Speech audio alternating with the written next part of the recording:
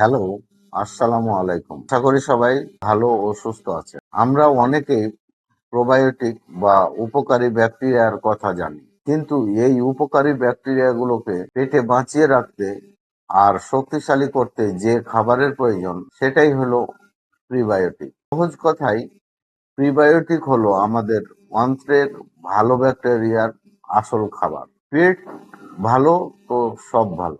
আজ আমরা জানবো প্রতিদিনের খাদ্য অভ্যাসে প্রিবায়োটিক যুক্ত খাবার। প্রতিদিনের খাদ্য অভ্যাসে প্রিবায়োটিক যুক্ত করার সহজ 5টি টিপ। কাঁচা পেঁয়াজ ও রসুন নিয়মিত খান।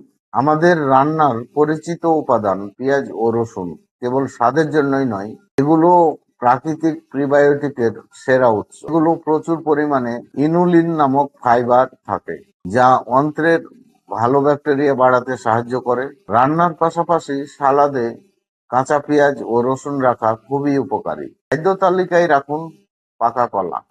পাকা কলা আমাদের দেশে খুবই সহজলভ্য একটি ফল। বিশেষ করে হালকা সবুজ বা আধা পাকা কলাই থাকে রেজিস্ট্যান্ট স্টার্চ, যা হজমতন্ত্রের নিচের অংশে গিয়ে ভালো ব্যাকটেরিয়ার খাদ্য হিসাবে কাজ করে।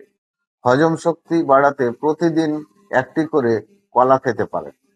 ওটস বা যবের জাউ সকলে খান। সকালের নাস্তায় ওটস বা যব রাখতে পারেন। ওটসে রয়েছে বিটা গ্লুকান ফাইবার। এটি কেবল পেটের ভালো ব্যাকটেরিয়ার খোরাকি যোগায় না, পাশাপাশি রক্তের কোলেস্টেরল ও শর্করার মাত্রা নিয়ন্ত্রণেও চমৎকার কাজ করে।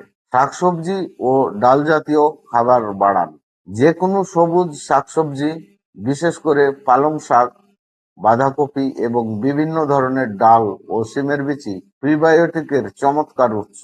এগুলো অন্ত্রের স্বাস্থ্য ভালো রাখার পাশাপাশি কোষ্ঠকাঠিন্য দূর করতে দারুণ কার্যকারী। প্রসেসড বা প্যাকেটজাত খাবার এড়িয়ে চলুন। প্রিবায়োটিক খাবার খাওয়ার পাশাপাশি ক্ষতিকর খাবার বর্জন করাও জরুরি।